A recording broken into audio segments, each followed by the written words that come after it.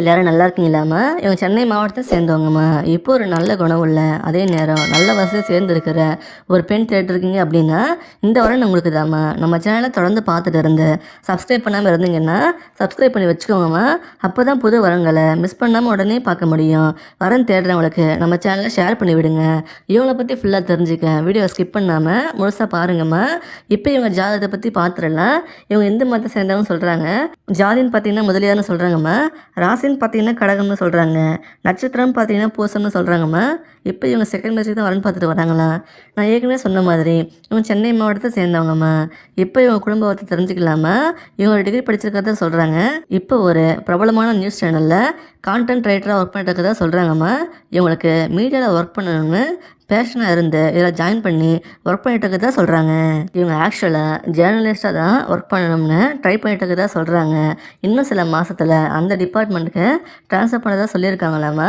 இவங்களுக்கு ஒரு நல்ல இன்கம் வந்துட்டுருக்குன்னு சொல்கிறாங்க. எங்கள் அப்பா பார்த்தீங்கன்னா 3 பேக்கரி கடை வச்சு நடத்திட்டு வரதா சொல்கிறாங்கம்மா. நல்ல இன்கம் வந்துட்டுருக்குன்னு சொல்கிறாங்க. இவங்க அம்மா பார்த்தீங்கன்னா பேக்கரி ஷாப்புக்கு பேக் ஹேண்ட் ஒர்க் பண்ணிகிட்டு இருக்கதா சொல்கிறாங்கம்மா. இவங்களுக்கு கூட பிறந்தவங்கன்னு பார்த்தீங்கன்னா ஒரு அண்ணன் இருக்கதா சொல்கிறாங்க. 3 பேக்கரி கடையை அவரும் சேர்ந்து தான் மெயின்டைன் வராங்களாம். அவருக்கு மேரேஜ் ஆகி தனியாக வேறு வீட்டில் இருக்கதா சொல்கிறாங்க. இவங்க ஒரு பொண்ணு இருக்கதா சொல்லியிருக்காங்கம்மா. இவங்களோட முதல் திருமணம் பேரண்ட்ஸ் பார்த்து அரேஞ்ச் பண்ணி தான் கல்யாணம் நடந்ததுன்னு சொல்கிறாங்க. அப்புறம் சில வருஷத்துலேயே அவர் கொடுமைகளை தாங்க முடியாமல் இவங்க பேரண்ட்ஸ் அப்படிப்பட்ட லைஃப்பை இருக்க வேண்டாம்னு இவங்களை கூட்டிகிட்டு வந்துட்டு தான் சொல்கிறாங்கம்மா. அப்புறம் சில வருஷமாக ஆண் துணை இல்லாமல் தான் வாழ்ந்துட்டு வராங்களாம். இப்போ இவங்க அப்பா பேக்கரிக்கு சப்போர்ட் பண்ணிட்டு கூட தான் இருக்கிறதா சொல்கிறாங்க. இப்படியே லைஃப் போயிடக்கூடாதுன்னு இவங்க பேரண்ட்ஸு இப்போ இவங்ககிட்ட பேசி செகண்ட் மேரேஜுக்கு வரன் பார்த்துக்க தான் சொல்கிறாங்க. இவங்க பேரண்ட்ஸ் தான் நம்மக்கிட்ட பேசுனாங்கம்மா. இவங்க என்ன எதிர்பார்க்குறாங்கன்னா வீட்டோட மாப்பிள்ளையாக தான் வரணும்னு சொல்கிறாங்க. இவங்க பொண்ணு போன லைஃப்லேயே ரொம்ப கஷ்டப்பட்டுட்டாங்கன்னு சொல்கிறாங்க. அதனால் தனியாக அனுப்ப வேண்டாம்னு நினைக்கிறாங்கம்மா. வரப்போகிற துணை தனியாக வேலைக்கு போக வேண்டாம்னு அவசியம் இல்லைன்னு சொல்கிறாங்க. இவங்க பேக்கரி கடைகளுக்கு சப்போர்ட் பண்ணால் போதும்னு தான் எதிர்பார்க்குறாங்க. உங்களையும் நல்ல மரியாதை நடத்தாங்கன்னு சொல்கிறாங்கம்மா. இவங்க பொண்ணையும் இவங்க பேத்தியையும் நல்லபடியாக பார்த்துக்கிட்டா போதும்னு எதிர்பார்க்குறாங்க. உங்கள் லைஃபுக்கு தேவையான எல்லாம் இவங்களே செஞ்சு தரதா சொல்கிறாங்கம்மா. எந்த கெட்ட பழக்கமும் இருக்கக்கூடாதுன்னு சொல்கிறாங்க.